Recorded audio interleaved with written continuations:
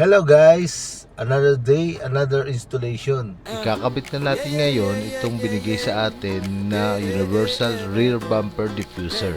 Kinuha muna natin yung center bago natin in-screw yung gitna.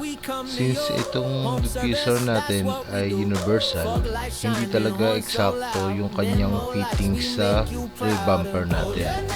Kailangan natin i-grind yung dalawang dulo ng ating diffuser para lumapat dun sa rear bumper ng Espresso. Once na lumapat na dun sa ating mudguard yung ating diffuser, so pwede na natin siyang i-screw. Pag tinignan natin sa ilalim, so meron ba siyang malaking gap? Nasa 1.5 inches ang gap ng diffuser at bumper. Sa ganitong paraan, kailangan natin gumamit ng spacer. Gumamit tayo dito ng rubber spacer at mas mahabang screw para umabot doon sa kanyang bumper at diffuser. Sa ganitong paraan, mababawasan natin yung palampag sa ilalim ng sasakyan. Ito na, nakabit na natin yung Universal Rear Bumper Diffuser.